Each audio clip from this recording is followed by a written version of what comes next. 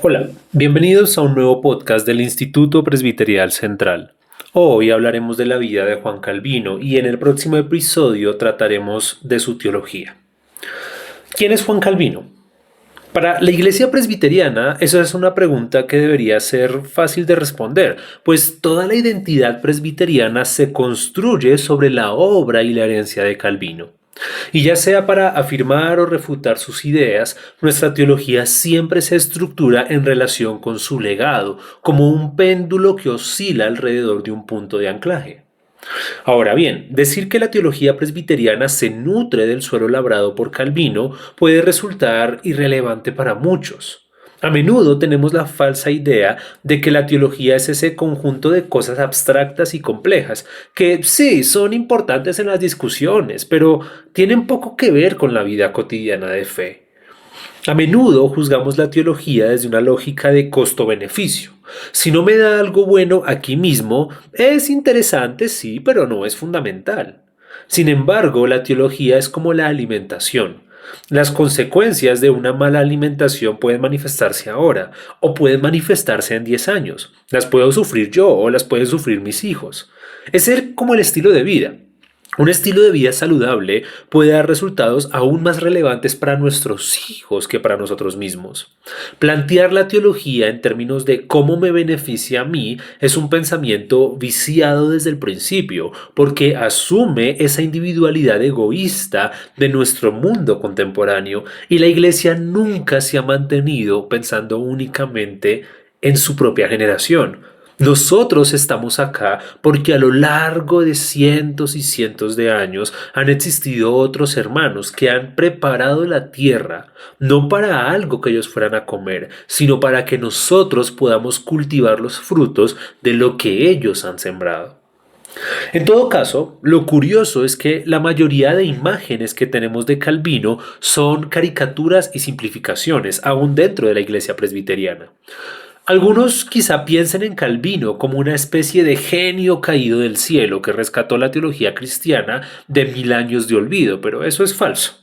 Tampoco es cierto que fuera un dictador despótico que impuso su voluntad en Ginebra.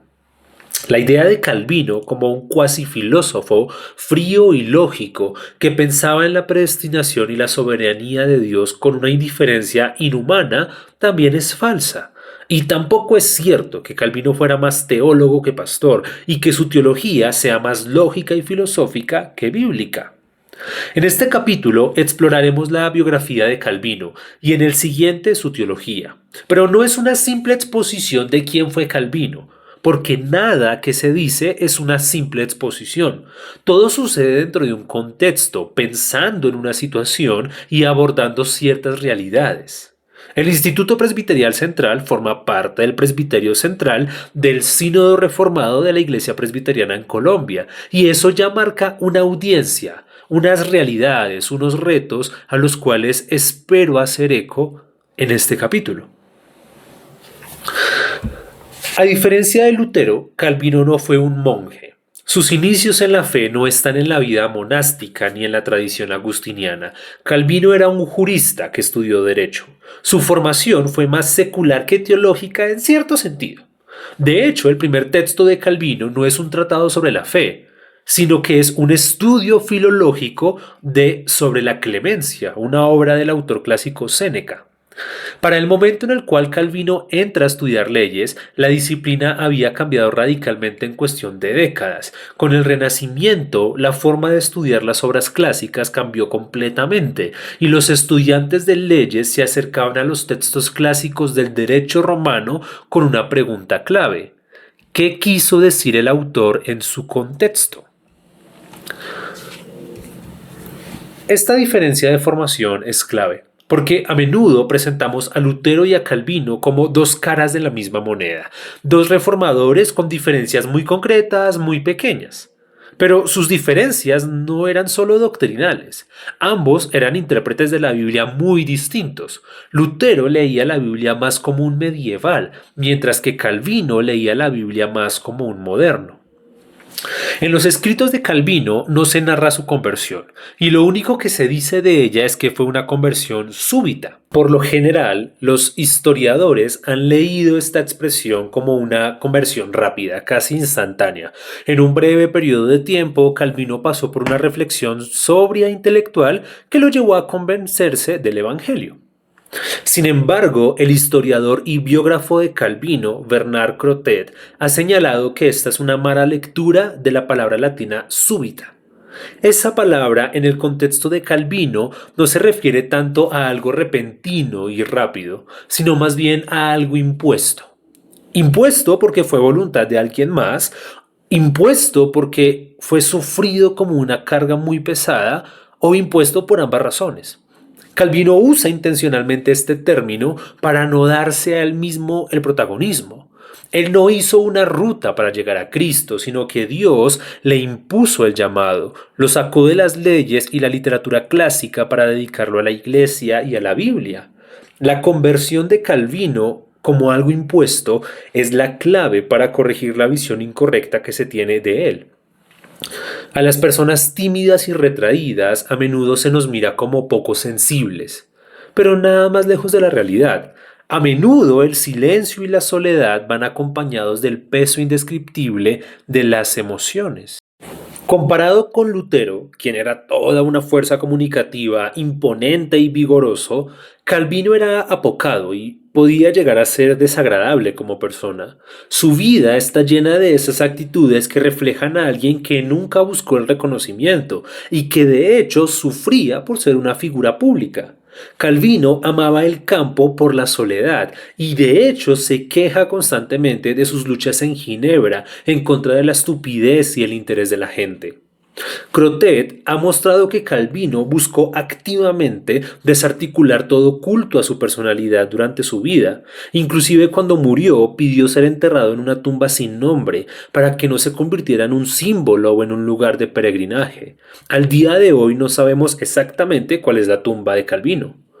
Durante toda su vida, Calvino fue profundamente reservado. No hablaba de sí mismo, pues no se veía como protagonista de ninguna historia. Él no seguía su camino. Era llevado por Dios en un camino que a Calvino le pesaba y le dolía.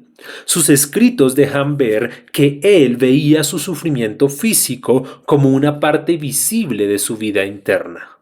En términos físicos, Calvino vivió permanentemente enfermo, migrañas, gota, cálculos, hemorragias, pero su vida interior parece haber sido igual de sufrida y agónica. Ahora bien, a pesar de que Calvino sí gozó de gran reconocimiento y respeto durante su vida, la imagen de Calvino como el gran maestro, admirado por todos, respetado por todos y obedecido por todos, simplemente es falsa. Para empezar, Calvino era francés, pero vivió toda su vida exiliado de Francia, lo que no le impidió ser un gran escritor en la lengua vernácula. El hecho de que Calvino escribiera en francés refleja su constante nostalgia, ese sentimiento de dolor al vivir una vida de servicio sin poder pastorear a sus compatriotas. Durante toda su vida, Calvino sufrió el no ser querido entre los suyos, el amar su tierra y su lengua, pero verse apartado de los hermanos a quienes tanto amaba. Él mismo escribió que no estaría de acuerdo con la obligación humana o divina el olvidar al pueblo del cual proviene. Calvino escribió en francés para enseñar a los protestantes franceses y sin embargo fue criticado también por ellos, ya que Calvino hablaba desde la seguridad del exilio, mientras que aquellos que se mantuvieron en Francia vivían en el constante riesgo de ser asesinados. Ahora bien, las penas de Calvino no solo fueron por vivir como exiliado de su tierra. A pesar de que existe la falsa idea de que fue un tirano que impuso un gobierno teocrático en Ginebra, los estudios más serios desmienten esta versión y matizan el gobierno de Calvino. Tanto antes como después de su expulsión de la ciudad, Calvino fue visto con recelo, desconfianza y desprecio por las clases altas de la ciudad, pero también por la ciudadanía general. Calvino no era un ídolo de los poderosos, pero tampoco podía ser un populista de masas. Aunque lo hubiera intentado, su carácter retraído se lo hubiera impedido. Existe la falsa idea de que Calvino fue el arquitecto de Ginebra. La ciudad fue como barro en sus manos, moldeada a su voluntad, pero eso es una mentira. La reforma en Ginebra empezó antes de que Calvino llegara a la ciudad y su trabajo en ella fue una lucha constante durante 2 tercios de su vida. En las primeras décadas del siglo XVII, las ciudades de la actual Suiza iniciaron un proceso de emancipación política y de cambio religioso. Y es que en aquella época ambas cosas iban de la mano. La ciudad de Ginebra estaba dividida en dos bandos, los conservadores que eran partidarios del poder tradicional, y otro bando que quería emanciparse del control político de Saboya. En medio de ese panorama, la ciudad era regida por el príncipe obispo de Ginebra, quien representaba el poder y el sometimiento a Saboya. Fue así como el grupo que buscaba la libertad pidió ayuda a dos ciudades, Berna y Friburgo. Las ciudades respondieron con ayuda política y militar. Y en 1532 la ciudad de Berna, que era protestante también, envió a Guillermo Farel. Farel era un predicador protestante, un hombre con una capacidad comunicativa enorme. Su influencia era incendiaria y allí donde Farel iba, su predicación agitaba a las masas, avivaba los conflictos y precipitaba rupturas violentas. La agitación de Farel, sumada a la influencia de las facciones que querían separar a la ciudad de Saboya, logró expulsar al obispo en 1536, aboliendo las prácticas idólatras de Roma. Fue entonces cuando se acuñó la famosa frase de la Reforma en Ginebra: post tenebras lux, después de las tinieblas, luz. Sin embargo, Farrell era tan buen agitador como mal organizador. Pudo agitar las masas y propiciar el cambio, pero no lograba consolidar la ciudad. A pesar de la aparente esperanza que siguió la expulsión del obispo, Ginebra era una ciudad desmembrada que se rompía a sí misma. 2 años antes, en 1534, un joven calvino de 25 años renunció a sus beneficios eclesiásticos, rompiendo con la Iglesia de Roma, y huyó de Francia para salvar su vida, pues la situación había degenerado en el asesinato y la quema de varios protestantes. Contrario a lo que sucedía en la mayoría de Francia, la ciudad de Estrasburgo era un refugio protestante, una ciudad que no solo se había declarado protestante, sino que bajo la guía de varias figuras como Martín Bucero había consolidado una iglesia ordenada y una academia teológica de primer nivel. Calvino quería llegar a refugiarse en Estrasburgo, como muchos otros protestantes franceses, y allí quería dedicarse a una silenciosa y apartada vida académica. Sin embargo, el camino directo era muy peligroso por la movilización de tropas, por lo cual Calvino tuvo que desviarse a Suiza, pasando por Basilea y Ginebra para luego bajar a Estrasburgo, rodeando así a las tropas francesas. 2 años después, en 1536, Calvino viajaba en secreto cuando pasó por Ginebra, y como viajaba en secreto, pasó con un seudónimo. Sin embargo, entre las ciudades protestantes de Suiza existía toda una red de intelectuales protestantes exiliados, en donde Calvino naturalmente era conocido. Más aún, cuando poco antes Calvino había publicado la primera edición de la Institución Cristiana, que fue un libro que se vendió muy rápidamente. Cuando Farrell se enteró que el autor de la institución estaba en Ginebra, fue personalmente a hablar con él. Por ese momento Calvino tenía 27 años. Farrell le solicitó que se quedara en la ciudad para guiar a la iglesia. Sin embargo, Calvino se negó reiteradamente. Era tímido y enfermizo, él requería reposo constante y descanso. Calvino no era un líder para transformar, sino más bien un estudioso para reflexionar. A pesar de las súplicas de Farrell, Calvino no cedió, y entonces Farrell, con su temperamento, le gritó a Calvino que Dios maldeciría sus estudios si por causa de ellos rechazaba ayudar a la ciudad en medio de una necesidad tan urgente. En estas palabras, Calvino no escuchó la voz de Farrell, sino la voz de Dios mismo. Esas palabras lo atravesaron en el corazón y lo estremecieron con el llamado del Señor. Así fue como Calvino aceptó quedarse en Ginebra. A pesar del entusiasmo que Farrell tenía en Calvino, la ciudad de Ginebra no lo recibió con el mismo ánimo, y de hecho en las actas de aquella época no se lo menciona por su nombre, sino que era llamado ese francés, en un tono claramente despectivo. De hecho, es curioso que Calvino solo recibió la ciudadanía en 1559, luego de 23 años de servicio en Ginebra. Además, la ciudad al principio se negó a pagarle y durante varios meses Calvino trabajó de forma gratuita. Farrell quería que Calvino aceptara el cargo de pastor de la iglesia en Ginebra, pero dada su timidez, Calvino rechazó el título y fue nombrado como lector de las Sagradas Escrituras, es decir, maestro encargado de enseñar y explicar la palabra, fundamentalmente. Durante ese tiempo, Farrell y Calvino trabajaron de la mano. Calvino era la mente que estructuraba y Farrell la voz que convencía, proponía y defendía. Como ya mencionamos, luego de la expulsión del obispo, Ginebra perdió gran parte de la estructura que cohesionaba la ciudad, no solo en términos administrativos, sino sobre todo en términos éticos. Cuando Farrell fue a hablar con Calvino, tenía en mente la estructuración de la iglesia de la ciudad. En este contexto, Calvino escribió un catecismo pequeño y una confesión de fe, con la intención de sentar las bases que todo ciudadano debía aceptar para formar parte de la Iglesia en Ginebra. Para 1537, Farrell y Calvino le presentaron al Consejo de la ciudad los artículos eclesiásticos para organizar la Iglesia. En ellos proponían que la Cena del Señor se celebrara mensualmente, que quienes faltaban consistentemente a la ética fueran excomulgados de manera que no pudieran participar en la cena. También instauraron un sistema de educación básica, gratuita y obligatoria para la ciudad y la enseñanza del catecismo para los niños. El Consejo de la ciudad revisó la propuesta. Rechazó que la cena fuera celebrada cada mes. En su lugar, la cena se celebraría 4 veces en el año. Pero esta modificación no fue un caso particular. Ginebra seguía siendo una ciudad en tensión. Por un lado, Farrell y Calvino creían que la iglesia debía ser independiente. No podía estar sometida a la administración de la ciudad porque la iglesia no era un órgano civil.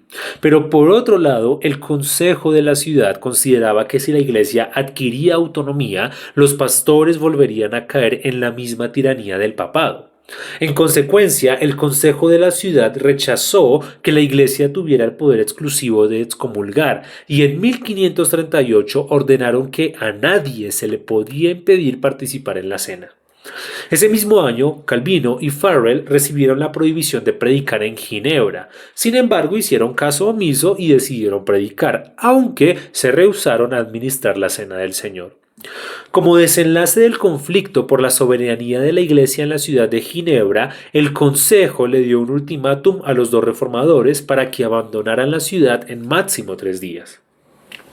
Ahora bien, uno podría pensar que el conflicto era entre poderosos. Por un lado, el Consejo de Ginebra, encabezado por las antiguas familias de la ciudad, y por otro lado, los pastores reformadores del pueblo. Pero no es así. Entre la ciudadanía común de Ginebra, Calvino tampoco gozaba de una mejor reputación. Se sabe que algunos ciudadanos le pusieron a sus perros Calvino, como una forma de hacer burla al reformador. En varias ocasiones era imprecado en público e inclusive llegaron a disparar arcabuces en contra de su casa. Calvino no tenía autoridad política real, ni tampoco tenía capital civil para imponerse como un gobernante, ni siquiera era ciudadano y por ende no tenía voto. Calvino era visto como un extranjero que había llegado con la intención de adueñarse de la ciudad, y esta percepción era compartida por las familias poderosas del consejo, pero también por los ciudadanos del común. Con la expulsión de Farrell y Calvino, la ciudad de Ginebra retornó a un proceso de degradación estructural. Por un lado, el cardenal romano Jacobo Sodolleto envió una carta a la ciudad llamándolos a retornar bajo la cobertura del Papa, y entre los pastores de la ciudad nadie pudo efectuar una respuesta clara. Así fue como la ciudad de Ginebra le envió una carta a Calvino, pidiéndole que redactara la respuesta al cardenal Jacobo. En ese momento Calvino vivía en Estrasburgo, redactó la carta y fue considerada una respuesta excepcionalmente aguda y una defensa potente de la Iglesia protestante en Ginebra. Al mismo tiempo, la facción política que había expulsado a Calvino, los Articulans, negoció nuevos términos con la ciudad de Berna, pero este nuevo tratado resultó muy problemático para Ginebra, lo que causó protestas y la ejecución de uno de los líderes de los Articulans. El fallido tratado con Berna propició un cambio en la composición del consejo de la ciudad. Los artículas, la facción contraria a Calvino, cayó en desgracia, mientras que la facción favorable al reformador, los guillerminos, aumentó su poder en el consejo. Fue así como en 1540 le enviaron una carta a Calvino rogándole que regresara a la ciudad, y como hubiera ocurrido 4 años antes, Calvino se negó. Esta vez se refirió a la ciudad como una cámara de tortura. Sin embargo, Farrell volvió a apelar al sentido del deber de Calvino y finalmente aceptó volver a Ginebra el 13 de septiembre de 1541.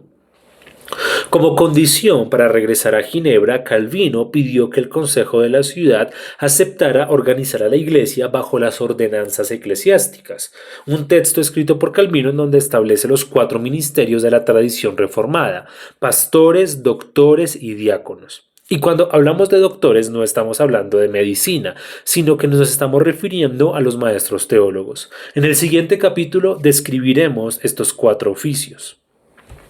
Calvino también acordó con el Consejo la creación del Tribunal Moral, el antecedente directo de los consistorios presbiterianos.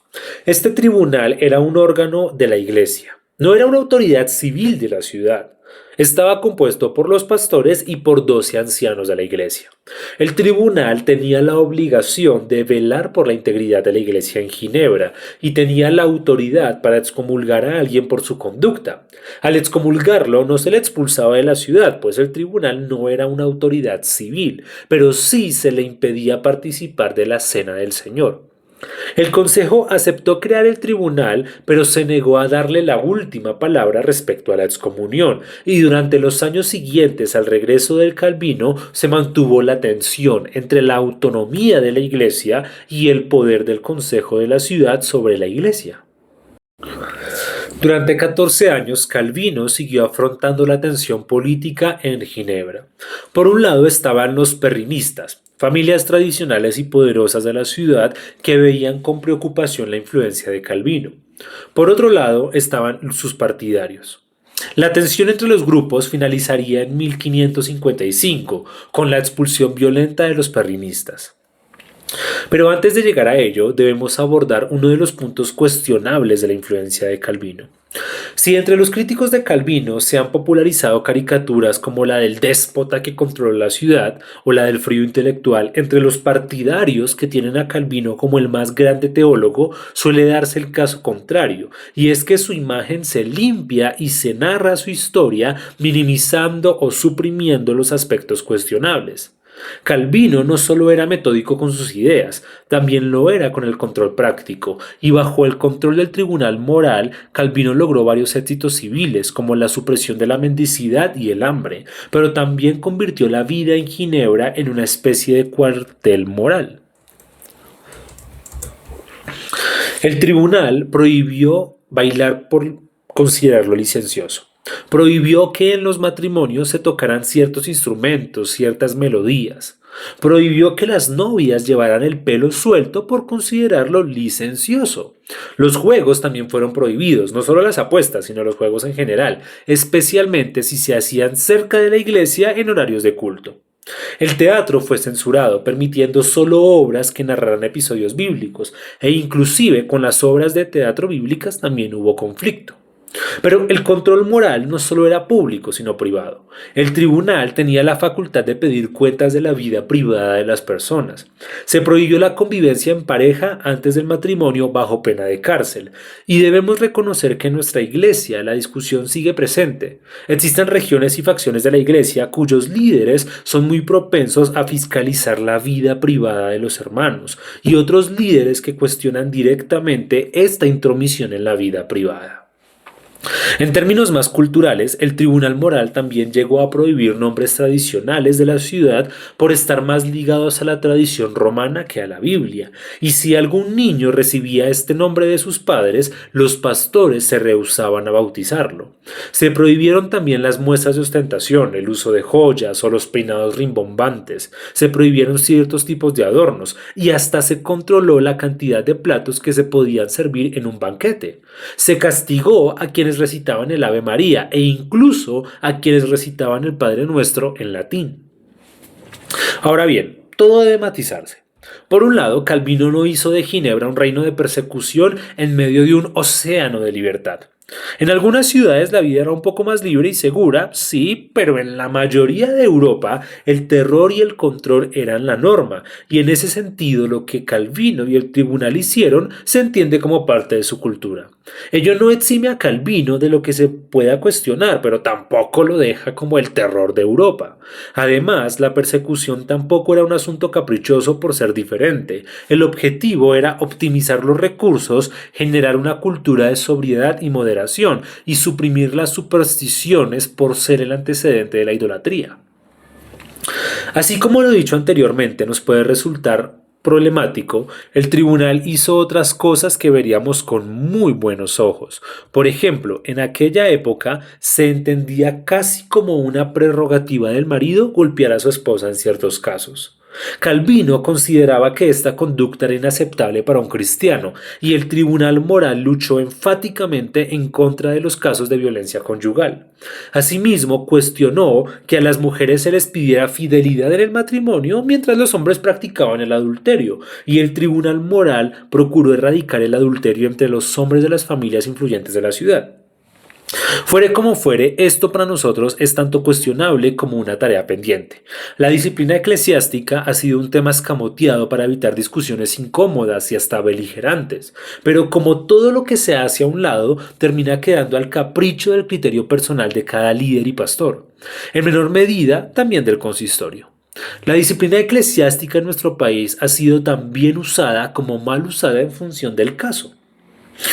Para 1555, el control ejercido por el tribunal había degradado la situación. Las familias tradicionales guardaban rencor hacia Calvino y su moral impuesta, y al mismo tiempo los partidarios de Calvino habían encontrado la forma de equilibrar la balanza del poder a su favor. Durante esos años, muchos franceses protestantes educados y ricos habían llegado a la ciudad, y se tomó la determinación de concederles el estatus de burgueses, lo cual les permitía tener voto en Ginebra. El 16 de mayo de 1555, varios grupos contrarios a Calvino se levantaron. Fue una protesta, pero la situación se interpretó como un golpe de Estado. Dicho sea de paso, la protesta surgió más bien como una revuelta, principalmente a causa del alcohol. Ello desencadenó una persecución en contra de las familias tradicionales de la ciudad. Varios huyeron, pero algunos de los que no lograron huir fueron capturados, decapitados y descuartizados, y luego varias partes de sus cuerpos fueron exhibidas en las afueras de la ciudad, como una advertencia para evitar que regresaran quienes habían huido. Por un lado, esto no fue algo que Calvino hiciera solo. A menudo cuando se habla de la violencia en Ginebra, se olvida que Calvino no era el rey de la ciudad, sino que la ciudad estaba gobernada por el consejo y la iglesia estaba gobernada por el tribunal. Dicho eso, Calvino no fue tampoco un espectador inocente. Él defendió la persecución moral y justificó el asesinato y descuartizamiento de los opositores. Según Calvino, esta necesidad era divina, digamos. Argumentó que aquellos que no corrigen el mal cuando pueden hacerlo son culpables de él. Dijo que si los magistrados no usan la espada de la justicia con severidad para corregir las faltas, la ira de Dios caería sobre ellos para siempre. Claro, en Ginebra no faltaron voces a favor de la misericordia. Muchos no estaban de acuerdo con las familias tradicionales, pero tampoco aceptaban la violencia con la cual se les había tratado. Calvino criticó duramente a quienes pedían clemencia. Afirmó que aquellos que se quejaban de que la justicia era sedienta de sangre o cruel eran como los mismos capturados. Para Calvino, invocar humanidad y misericordia en estos casos eran blasfemias dirigidas a Dios y no a los hombres, pues la justicia terrenal ejecuta la justicia divina. Y hablando de la violencia en Ginebra, es imposible no tratar el caso de Miguel Servet en 1553. Servet era un polímata español y desde hacía casi 20 años había mantenido un contacto esporádico con Calvino, ya que Servet negaba la doctrina de la Trinidad. Calvino había intentado corregirlo. La negación de la Trinidad por parte de Servet era una postura considerada como herejía capital, tanto por la Iglesia de Roma como por los movimientos protestantes. Tras escapar de la Inquisición en Francia, Servet llegó a Ginebra, donde fue reconocido y arrestado. Aquí es donde debemos ser técnicamente precisos. Calvino no fue el juez ni el verdugo, pero sí fungió como el arquitecto de la acusación teológica. Fue Calvino quien suministró las pruebas documentales y los argumentos dogmáticos para demostrar que las tesis de Servet destruían los fundamentos del cristianismo. Sin embargo, la condena a morir en la hoguera fue dictada por el Consejo de Ginebra, el cual pasaba por un momento de debilidad política, y buscando demostrar ante las potencias católicas que la Ginebra protestante era capaz de defender la ortodoxia con la misma severidad que Roma, decidió condenarlo. Existe un matiz humano y jurídico que a menudo se ignora.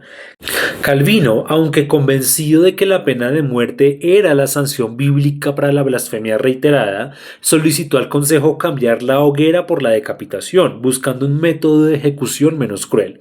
Sin embargo, el Consejo rechazó su petición. Debía mostrar fuerza y severidad, y por eso le reafirmaron a Calvino que la última palabra la tenía el Consejo y no él. La ejecución de Servet no solo manchó el legado de Calvino ante la posteridad, sino que encendió el primer gran debate moderno sobre la libertad de conciencia en el seno del protestantismo. Este debate fue liderado por Sebastián Castellio, quien increpó a Calvino con una frase que aún resuena en la ética contemporánea. Matar a un hombre no es defender la doctrina, es matar a un hombre. Si el control moral del tribunal que Calvino propició y justificó son cuestionables, su defensa de esta violencia lo es todavía más, y es inevitable no sembrar una duda de sospecha. ¿Hasta qué punto Calvino consideró necesaria esta violencia y hasta qué punto no fue un acto de retribución en contra de sus contradictores durante décadas, aún maquillando esta violencia como justicia divina y voluntad del Señor? La verdad es que es difícil decirlo, considerando las poquísimas pistas que Calvino dejó en sus escritos sobre sus pensamientos y emociones. Luego de la expulsión de los contradictores de Calvino en 1555, la ciudad vivió un proceso de consolidación cultural, estructural y teológica, hasta su muerte 9 años después, en 1564. Durante estos 9 años, Calvino no tuvo opositores y de facto su influencia en el gobierno fue absoluta. En 1559 Calvino recibió la ciudadanía en Ginebra y ese mismo año publicó la edición final de la Institución de la Religión Cristiana. Sus últimos años de vida fueron especialmente dolorosos, marcados por las enfermedades y por la debilidad física. En este tiempo, Ginebra se consolidó como el centro teológico de la incipiente tradición reformada. La Academia de Ginebra formó cientos de pastores teológicamente reformados para toda Europa y su actividad editorial cambió la economía de la ciudad. Una vez que Calvino murió, se cumplieron sus instrucciones estrictas para evitar cualquier curiosidad malsana o culto a su personalidad. Calvino fue envuelto en un sudario, colocado en un ataúd de pino común y enterrado al día domingo siguiente de su muerte. No hubieron oraciones fúnebres, tampoco cánticos, no se levantó ninguna lápida o monumento sobre su tumba. Como dije, hasta el día de hoy se desconoce la ubicación exacta de los restos de Calvino.